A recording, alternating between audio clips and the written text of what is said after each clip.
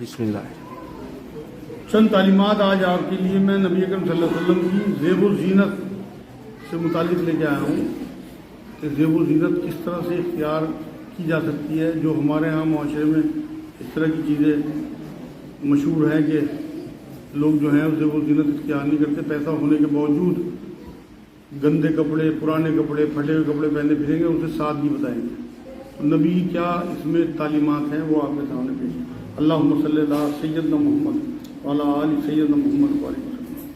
حضرت ابو ہریرہ رضی اللہ تعالیٰ عنہ سے روایت ہے کہ رسول اللہ صلی اللہ علیہ وسلم کی خدمت میں ایک صاف ستھری لباس والے شخص حاضر ہوئے اور عرض کیا کہ میں جمال اور خوبی کو پسند کرتا ہوں، اور جیسا کہ آپ صلی اللہ علیہ وسلم ملاحظہ فرما رہے ہیں مجھے جمال عطا ہوا ہے، میں یہ نہیں چاہتا کہ کوئی اور شخص جسے کے تصویر کے برابر بھی مجھ سے سبقت لے جائے، تو کیا یہ تکبر میں شامل ہے؟ آپ صلی اللہ علیہ وسلم نے ارشاد فرمایا کہ نہیں، بلکہ تکبر یہ ہے کہ آدمی حق بات کو رد کر دے اور دوسرے لوگوں کو حقیر سمجھے۔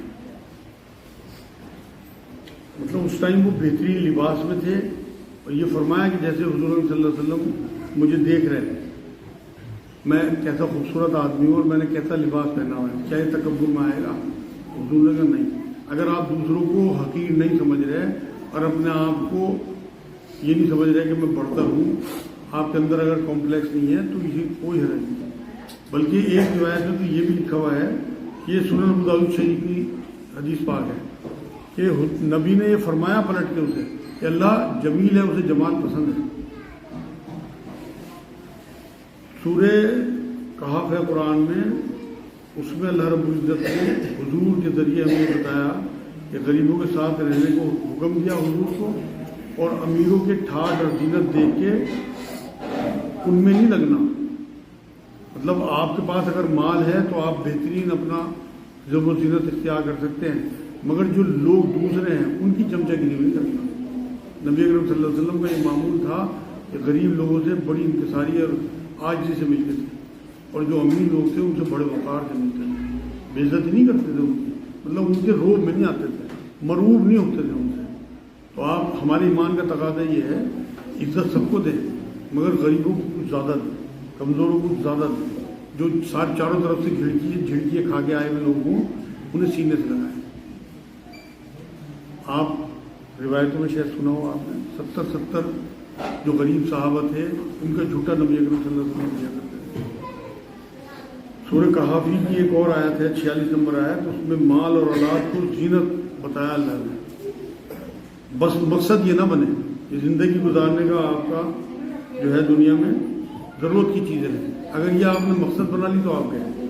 تو زینت اختیار کرنے میں کوئی رنج نہیں، مگر مقصد یہ نہ ہو کہ آپ صرف سجدے سنورنے میں زندگی گزار دیں۔ حضرت ابو قتادہ رضی اللہ تعالیٰ عنہ سے روایت ہے کہ میں نے رسول اللہ صلی اللہ علیہ وسلم سے دریافت کیا کہ میرے سر پر بال ہیں تو کیا میں کنگھی کر لیا کروں؟ آپ صلی اللہ علیہ وسلم نے فرمایا کہ ہاں، اور ان کی اچھی طرح نگہداشت کرو۔ آپ صلی اللہ علیہ وسلم نے اس ارشاد کی تعمیل میں حضرت ابو قتادہ دن میں 2 دفعہ بالوں میں تیل لگایا کرتے تھے۔ سنن نسائی کی حدیث پاک ہے۔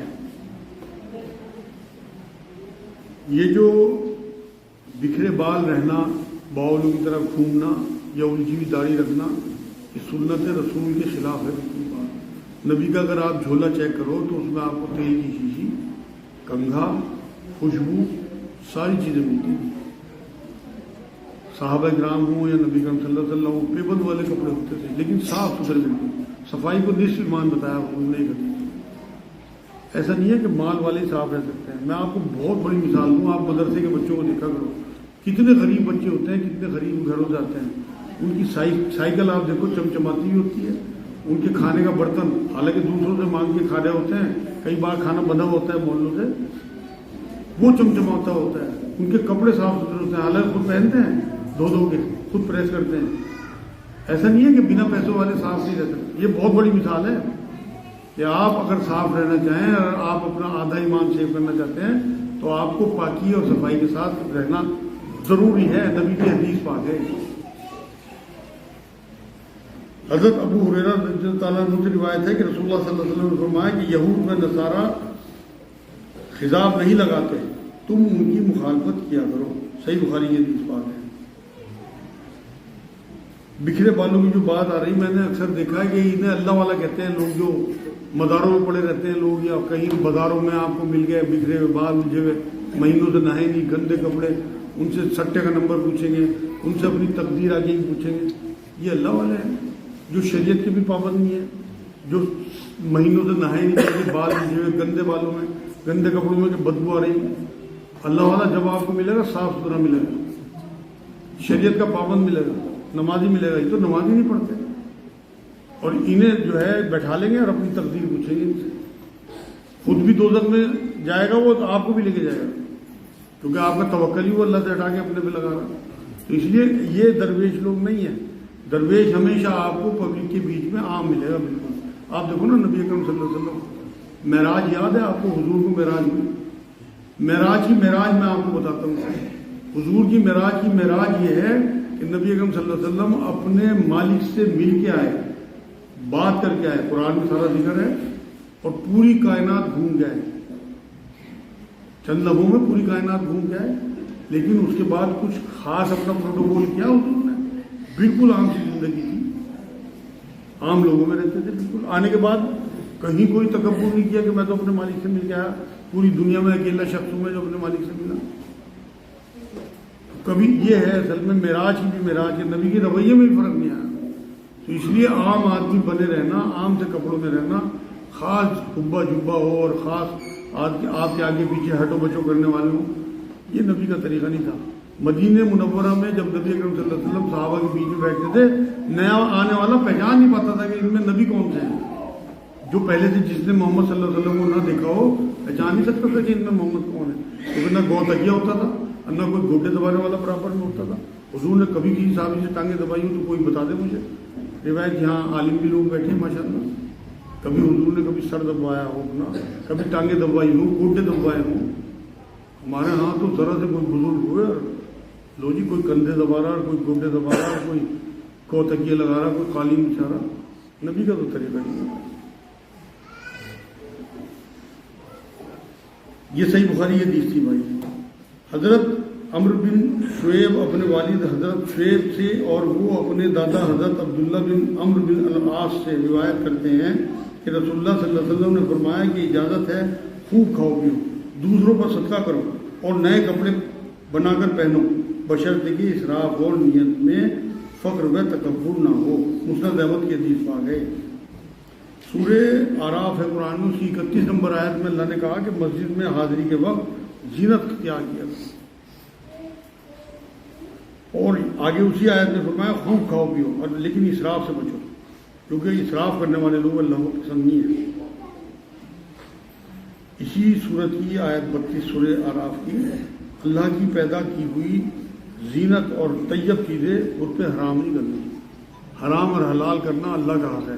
اس لیے جو چیزیں اللہ رب العزت نے آپ کو دی ہیں انہیں جو ہے بالکل آپ نے استعمال بھی کرنا. طیب چیزوں کو کسی بھی قسم کا کوئی اپنے دل میں کوئی گلٹ نہیں محسوس کرنا انہیں استعمال کرنا.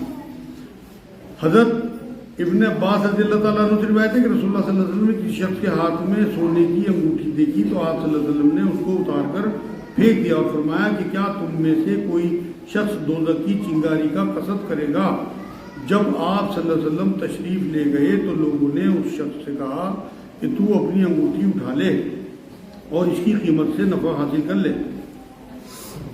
تو اس نے کہا کہ واللہ میں کبھی اس کو نہیں اٹھاؤں گا جبکہ رسول اللہ صلی اللہ علیہ وسلم نے اسے پھینک دیا ہے.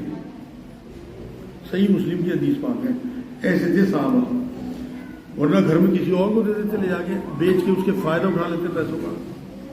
لیکن حضور نے حقیر سمجھ کے اسے پھینکا ان صحابی نے اسے اٹھایا نہیں. یہ تھی حضور کی تعلیمات اور ان کی تربیت ہے کہ کبھی غلطی ہو جائے تو ایسا نہیں تھا کہ اس پہ قائم دائم رہ جائیں. فوراً اس طرح کی ندامت اور اس طرح کی حرکت کرتے تھے کہ اللہ اس غلطی کو معاف کر دیا کرتے تھے. یہ آج الحمدللہ درس حدیث